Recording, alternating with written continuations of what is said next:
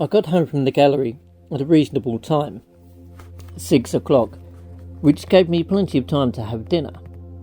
Lauren, a dear friend I had met whilst working at the gallery, would be coming over soon, and I knew she would convince me to go out like usual. We always ended up either at bars or dance clubs, getting drunk and taking strapping men home. Lauren was beautiful, with chestnut hair, flawless skin, and sultry brown eyes just like mine. As far as personality, we were a lot alike, and we were both artists. But I needed dinner before she entered my door. I didn't heed her wrinkling her nose at what I could possibly be eating, and truth be known, I didn't need her knowing what it was I was devouring. One thing I forgot to mention before was that after the men I brought home were dead and dismembered, their hearts were removed, cleaned, and placed in my freezer for later consumption. This helped keep the other side of me stay satiated long enough to live some semblance of a normal life. It didn't last long, but it lasted long enough. I slipped my shoes off at the door and slid them underneath the small table I had there, throwing my purse and keys onto it. The keys made a metallic jangle on the slate top of the table and slid slightly across the surface. It was too warm in the apartment, so I walked across the wooden floor of the living room to the thermostat, changing the temperature to a cool and comfortable 65. I looked up at the vent above as cool air spilled out of the metal grate and exhaled. Much better. I stood there for a few minutes and let the air pour over me, unbuttoning the top few buttons of my white shirt and letting it gape so the cool air could caress my skin underneath. My stomach growled, so I made my way to the kitchen and to the freezer. Removing a freezer bag with one clean and filleted human male heart inside of it. I didn't have any thawed out because I didn't think this would be one of those days. I had satisfied the murderous urge just the night before, so I truly thought I wouldn't need it. Unfortunately, I did, and I really wish I didn't. Sometimes all I really wanted was a salad, but this would have to do tonight. A lot of metal clangs ensued whilst I seared the fillets, steamed some carrots, and got a few pieces of French bread. The bread was tough, like all French breads were, but the inside was soft. I plopped a whole slice into my mouth and chewed as I moved the carrots and meat to a plate. The yeast made my mouth sting just a little, but it wasn't anything I could tolerate. The crust of the bread scraped my throat in a satisfying way when I swallowed. I took that moment to place the last fillet onto the plate and poured myself a glass of Zinfandel. I had practically scarfed down the food like I hadn't eaten in days. That part of me didn't require the veggies I piled onto the plate, but I couldn't force myself to eat the human heart without them. I chugged the Zinfandel like that was all there was to drink. I hated the taste of this meat. It was metallic and gamey, but Hyde seemed to love it, and I only hoped that it would satisfy her long enough so that I could have a normal night with a man instead of killing him before the sun rose into the morning sky, bleeding into the clouds. This meal was a fairly regular regimen that kept Hyde from coming out, but she still came too often for my taste. 1 in 3 men I was ever intimate with met with a grisly fate in that red room that was so stained with blood and death that it could never be cleaned from the surfaces within. The scrape of the knife and fork on the ceramic plate I always used made me cringe and caused nausea to creep up my throat, threatening to spill out onto the mahogany table underneath. To make matters worse, it didn't get any better as I scraped any remaining vegetables into the garbage disposal. The chill in the apartment was then negated by the warmth beginning to roll through my gut once again, seeping through my entire body like a tidal wave, being replaced by the same chill that left goosebumps across my flesh and causing me to rub my arms.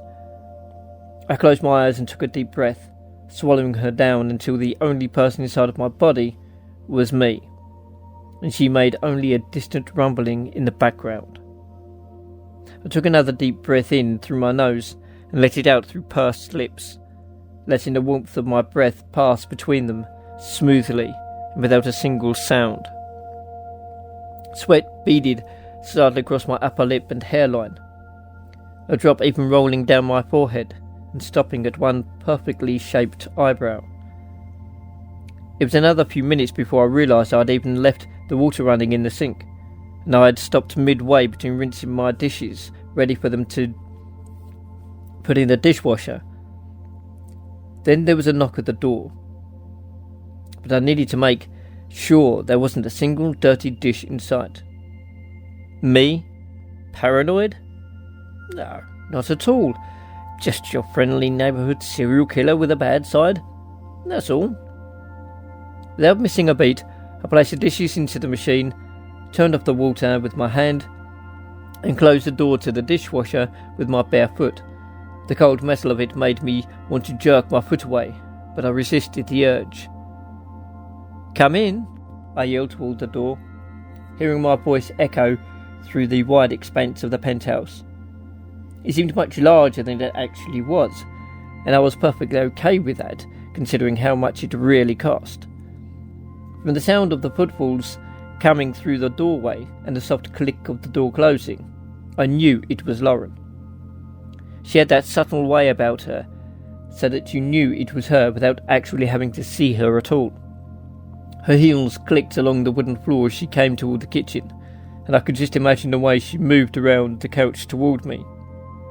She was graceful like a cat, and just as quick. I had just barely turned around when she crossed into the kitchen, our eyes meeting for just a few moments.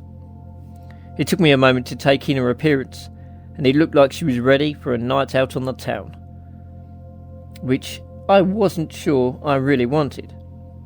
She was dressed in a black dress that stopped several inches short of her knees, and the top cut low, stopping at a point below her breasts and showing more of her cleavage than I personally needed to see. She wanted a man tonight. That I could tell. Her makeup was done in such a way that gave her that "come hither" look that most men came running in her direction at the snap of a finger. Before I knew it, the bottle of Zinfandel was in my hand, and I poured more into the glass I had just polished off, not even minutes before. I polished this glass off as well, not even caring to stop to take a breath. Nearly slamming the non-stemmed glass on the brown-tinged granite countertop, I looked at her again.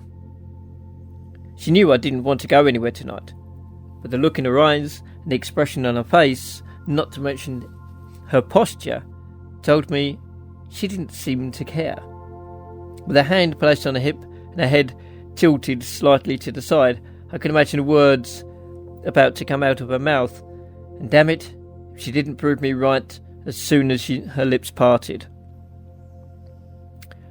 "I know you wanted to stay in tonight, but I'm in the mood to go out," she paused, looking at my attire. I was still in the clothes that I had been wearing at work, and really didn't want to go anywhere for that matter. I wanted to curl up on the couch with a bottle of wine and watch a little television, maybe even a movie. But she was intent on going out. This was something we did often. If no one could tell from the number of human hearts in my freezer, I was well stocked. I set the glass down again, after another down drink, and said, "Again? We just went out last night. You don't ever get tired of man upon man?" She seemed to ponder this for a moment. I knew I was tired of man after man, since I ended up taking one home every time we went out. I wasn't saying I was a slut, but I kind of was, and there was part of me that was okay with it, and another part of me that wasn't. Having yet another man in my bed would surely bring out the other part of me that was perfectly content with it. I wasn't even sure if content was the word for it anymore. It was more ecstatic to be able to live the lifestyle, and it wasn't like I didn't have plenty of money to indulge it. I was only just living off the interest of my inheritance, and I could waste everything I ever made at work at bars if I wanted. But the other part of me that was Blythe McAllister would rather sit around and watch movies or work on some new art projects. You know what?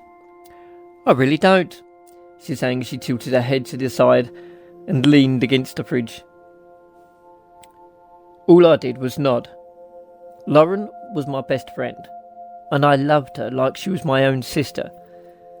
But I sometimes wonder if she was depressed and needed those men to make herself feel better. Did it serve as validation?